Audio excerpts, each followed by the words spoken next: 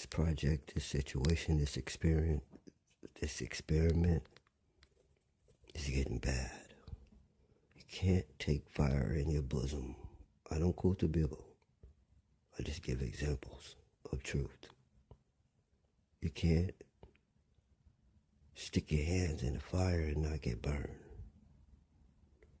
Me being exposed, if you work in a funeral home, you begin to look like dead people, even though you're fully alive and vibrant.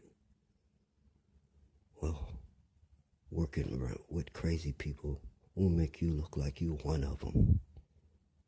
It will make you look like you are crazy. And worse than that, it can drive you crazy. It can rub off on you through exposure, because this disease is wireless. It's spread by communication, mental illness.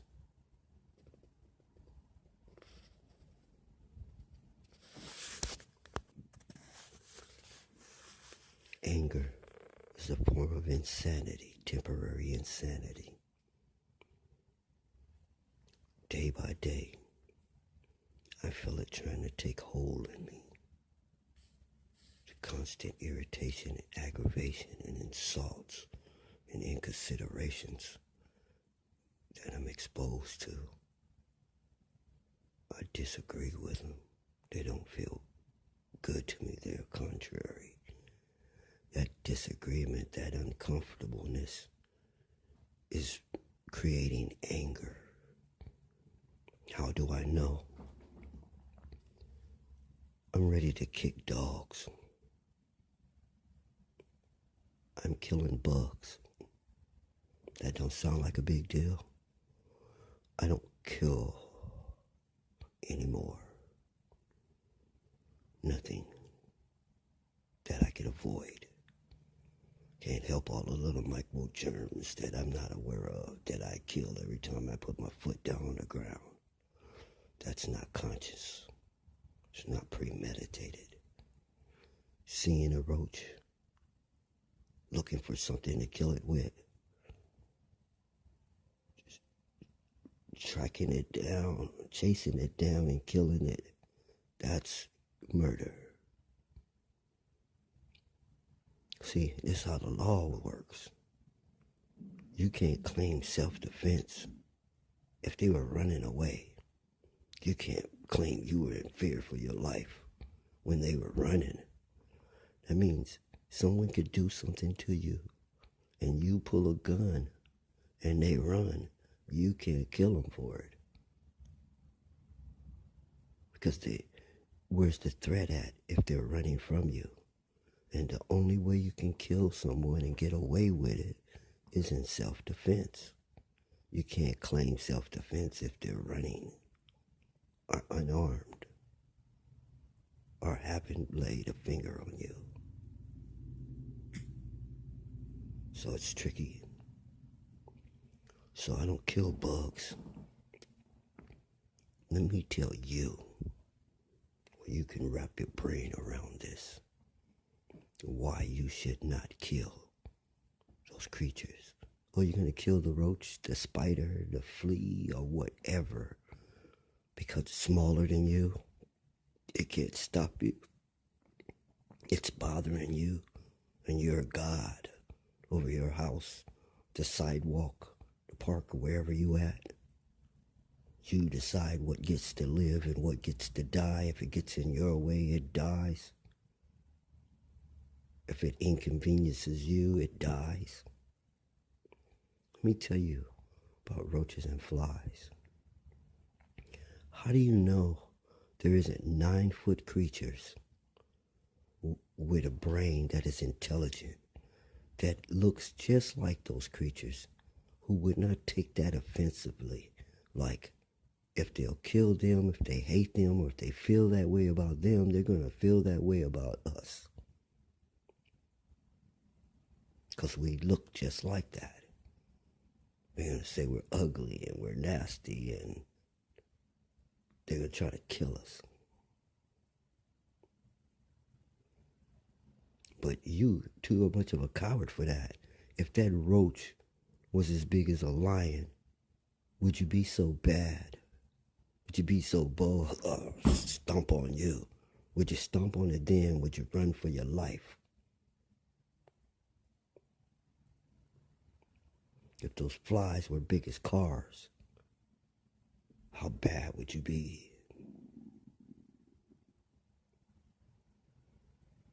See, that's what I'm saying. You're a bully. You're not doing what's necessary. I'm killing roaches and whatever. They have germs. They do this and blah, blah, blah. You're not out there killing lions, tigers. They're a threat too. They'll eat you alive. Why don't you go kill some bears? They're a threat. Go kill some bears. They're a problem. Mountain lions. We even come up with gadgets to fucking kill shit with. You invent things to kill. Roach sprays, fly traps, bear traps. They had to outlaw that crap. You're out there trying to trap everything that is. And it's true like in the movies, even people too. There's cycles out there trapping hunters and campers, torturing them, hunting them. That's not a movie. They didn't find the body. They just came up missing. And you don't know the rest. The golden rule. Treat things like you want them things to treat you. People, creatures, whatever. Do you want the flies swatting you? You want the roaches stomping on you? They have more legs than you do. You know how easy it would be for these creatures to flip the script on you? Keep on eating your crops.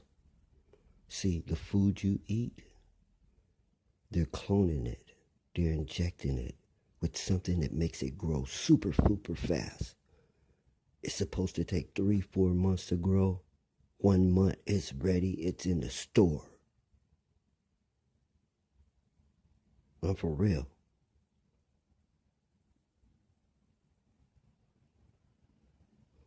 Eggs are hatched. 30 days later, they're on your plate. That's not natural. Nothing is supposed to grow that fast. So these hormones, that's the word they give you. It's a lot more shit than that. And that's a cute little word where you don't ask what they really are. What are the real ingredients? What are their names? Hormones. What type of hormone and what the hell is a hormone? How come you've never asked that question? All your life, that's another one of them things. See, your head is full of a bunch of things you think you know, but you don't know nothing about it. You know how you know nothing about it? When you say the word, no pictures pop up in your head. None. Zero. None. If you say the word life, no pictures pop up in your head. You say the word love, you might get some fucking Valentine's hearts, but no, nothing that defines it. You got a bunch of words in your head you think you know because you can use them in a sentence, but you don't have no idea what they mean. You have no pictures in your head at all.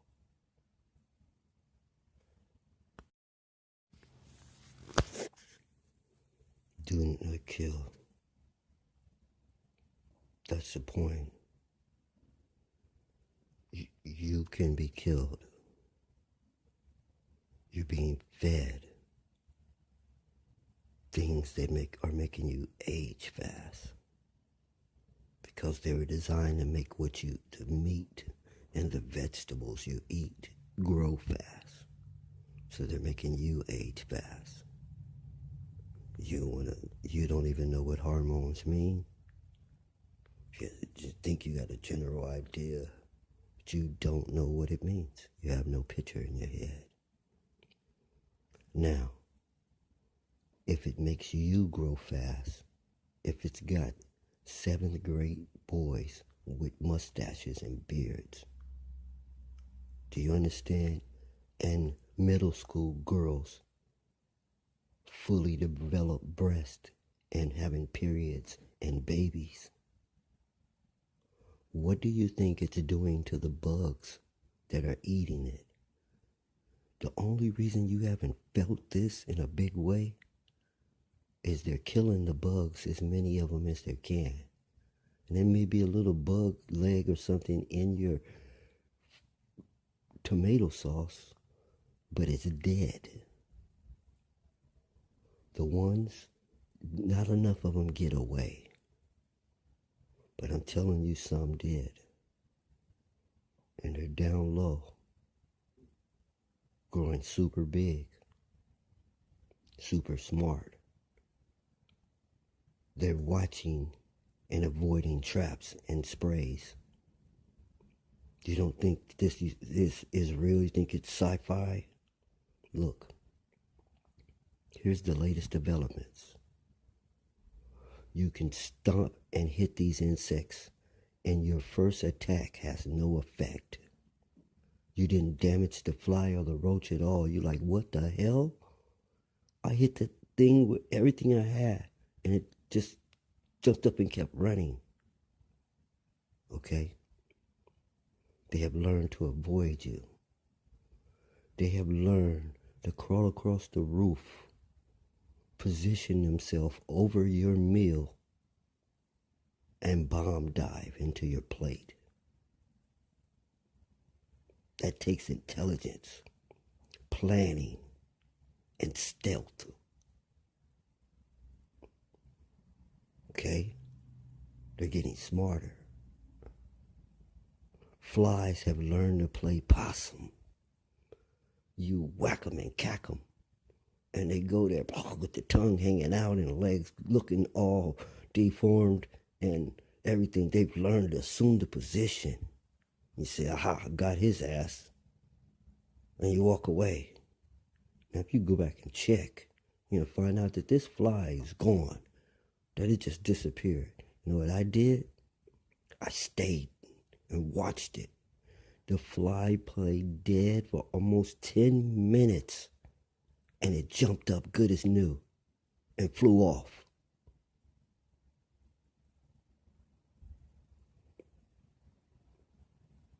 Maybe it was dizzy dazed. It could be him. I'm putting too much on it. But it was not hurt. Okay. So I repeated the experiment over and over and over and over till it became a fact that flies now have this skill to play dead. It is a fact. It can be proven in a lab.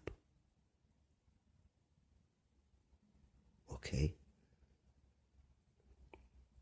Study of flies, the research of flies, is how I discovered that we were emitting some kind of energy out of our eyes, and that the bugs could see it and avoid it. They weren't avoiding our eyesight.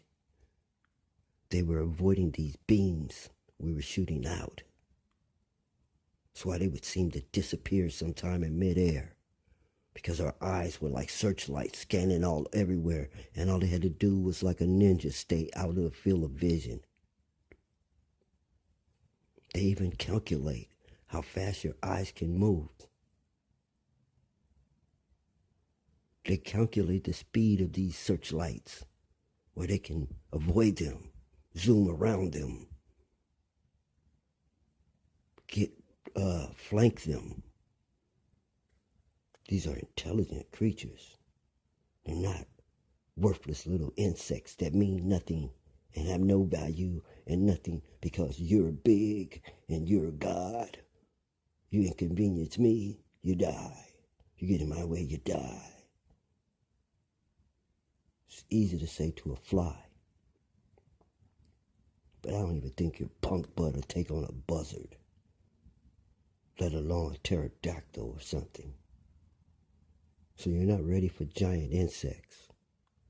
They've even stopped making those movies. They don't stop making any movie.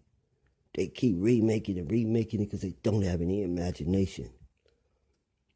When I was little, there was the giants. Giant everything. Giant rabbits, giant frogs, giant ants, giant roaches. I mean, it was a movie trend. Giants. Giant stuff. Man, they barely brought back Godzilla, which is a giant, but it's no big deal for a dinosaur to be a giant. They brought back Kong.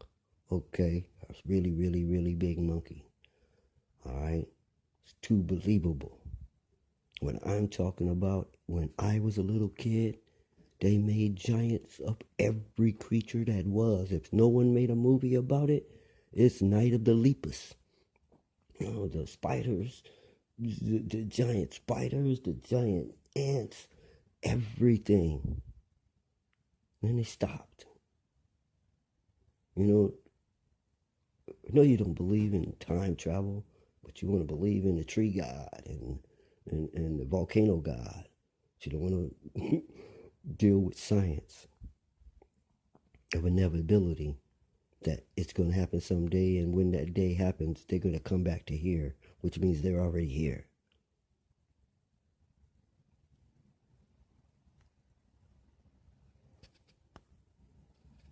To make a long story short, they have a lot of influence over the movie business.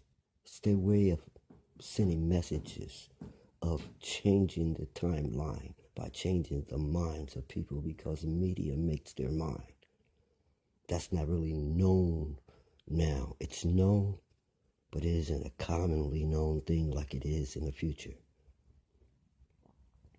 So, to take out a whole genre of movies, giant creatures, which was the easy money back in the day. Who the hell couldn't find some ants and make a little tiny miniature set and let the ants wreck it? That was the movie. Okay. So now they don't do it. They don't even teach children to do it in film class. You know why? It's a real damn threat. Real damn threat. See, the city of Mercy seems like a gold mine. Heaven. You come here, you don't hear gunshots. We are beginning to get alarmed because in the past couple of years we've been hearing sirens. We're not used to hearing sirens every night. We hear a siren every now and then. Sometimes we didn't hear a siren for months. Now we're beginning to hear, with the population explosion, we're beginning to hear sirens every night. That's scary to us here. You come from a place where there's gunshots every night, not just on the 4th of July and New Year's. Okay, there's gang members. You bet not turn that corner. You bet not go down in that cove, in that circle. You won't make it back out alive. There's none of that there. It's not safe. Park your car there. They're going to steal it. Not here. If someone takes your bike in this town, it was a homeless man trying to get from A to B or trying to get some money. It's not the normal thing. You have bike theft rings and chop shops, you know. But anyway, that's getting off the point. It seems like heaven on the surface. See, in a superficial shadow world, that's all anybody cares about, how things look, how they appear. So all the bad hygiene people get away dressing up in new clothes, even though they stink. Just don't let anyone get close to you. They see you, hey, you look good. They imagine you smell good. Okay, that has nothing to do with the point I'm making. The point I'm making is secretly beneath the city is a cockroach apocalypse, an insect apocalypse. When you do the topography, when you scan the ground, it looks like there's a big underground reservoir of water beneath the city. Okay, that's how it looks, like there's water beneath the city. It's not water, it's bugs. Solid, the biggest nest of bugs you ever, it looks like water. There's that many bugs, it looks like an underground lake. Been there forming for thousands of years or something underneath the salad bowl. Okay, you understand that this is farmland, feeds the world, and that this buggage has been going on for hundreds of years. It was going on before they put the crops there. Animals migrate to where the food is. So we have this huge apocalypse of insects underneath our feet that they're not telling no one. How I discovered it, they built a new housing development. And I have this friend named Pam. She moved out there. As soon as they built the houses, I think it was like a brand new house no one had ever lived in. The backyard wasn't even finished. We moved into the house. Immediately, first thing that we saw, ants coming up through the bathtub in the sink. Okay, having ants is a problem, but this was a way it don't usually happen. They're coming up through the plumbing. That's when I first noticed it, because it was farmland and they displaced these creatures when they built these homes. So the creatures was like running the people out of these homes. I'm serious. The ant problem was so bad they had to move.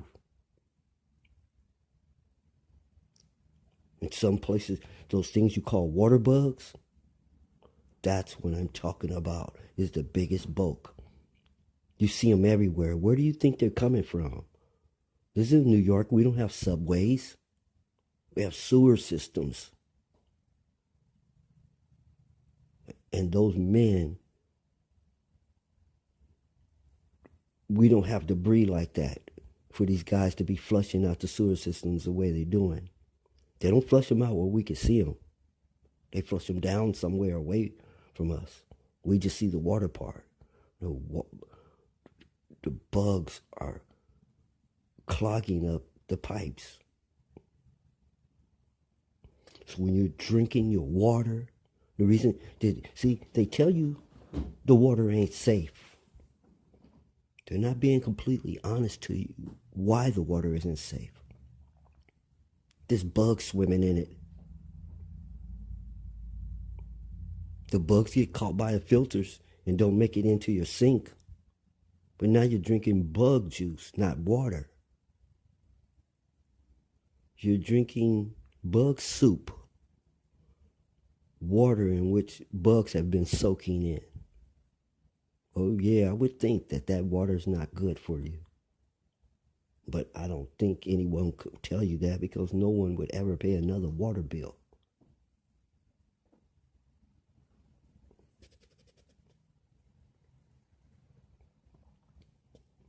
So, these intelligent insects who outnumber us, like Asia, are building armies, plotting and scheming more than a bomb dive into your plate. They've been testing you. When you walk down the sidewalk, they run under your feet and they test your fear. You're scared to even step on them. You almost fall and bust your butt trying to avoid water from stepping on water bugs. You know why? My point that I made at first. They're not that little tiny cockroach that you were acting so tough. You just jumped up and stomped. Just jumped up and hit. The bigger the bug, the more punk you become. And these big bugs are punking you. Imagine one big as a dog. You'll pee your pants. And that's what I'm trying to tell you. They're eating crops that are making them grow big. So big that in intelligence, they're not stupid enough to let you see them. They know what your reaction is by the size of the bug. They know by the times it comes to a bug the size of them, you will send soldiers underground and set everything on fire, which is what I'm telling you to do right now, before it's too late. I mean, flame on. I mean, fill the hole up with gas and light it till there's a big volcano underneath us. We're going to experience some root damage. The bugs are going to do worse than that. They're going to do worse root damage. Now, I'm saying don't kill. I don't kill, except in self-defense. Once you hit something or attack something, you better follow through and kill it. Because if you swing at a bee and you don't kill it, it's going to come back and sting you. Once the fight been started, don't get punked now. You shouldn't have never tried to hurt it in the first place. Now you're scared. Running from a little tiny bug because it can fly. You are not ready for giant flies.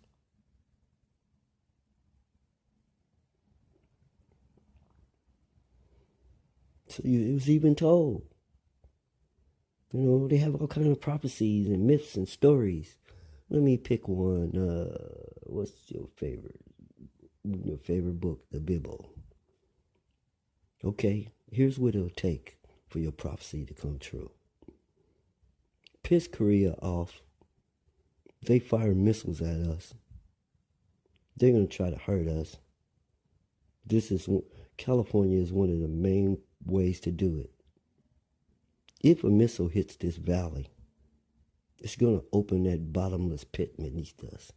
And those bugs are going to come up out of there, eating everyone and everything. The trees, the houses, the people, the dogs, the cats, everything. Remember, bugs eat plants. And your stupid butt made all of your houses, furniture, cabinets, baseball bats, and stuff out of trees. Which means they can eat your house. Do you understand? Hiding in the closet is not going to help you from a giant bug that eats wood. See, there's no such thing as wood. Wood is a plant. Your mind's been tricked into thinking it's something else. So to see a cow eating grass, it does not compute to your mind that there are certain creatures that can sit there and chew and eat on your house. Not until you see that the rats have ate a hole in the wall, the roaches have ate holes in this, then you begin to get it.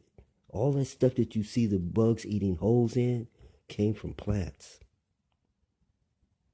The moth eating your clothes, plants. So giant bugs are going to be eating everything when they come out this hole. Now, if I'm not sure, that's in your Bible in Revelations.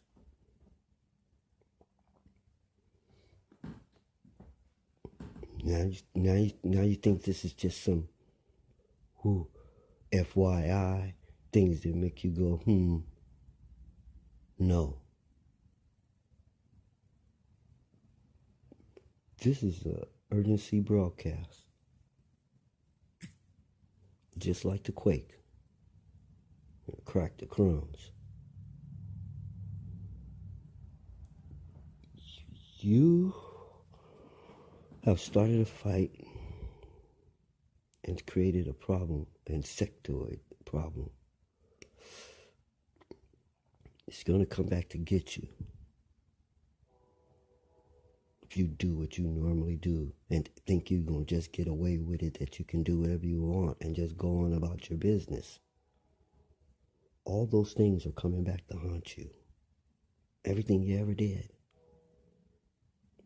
The ones you did it to. The thing you did it to. Was building up momentum, massing to come and get you. Hurricanes, tornadoes, earthquakes, hordes of bugs, people, animals. All you put them in a me or you situation. What did you think they were going to do?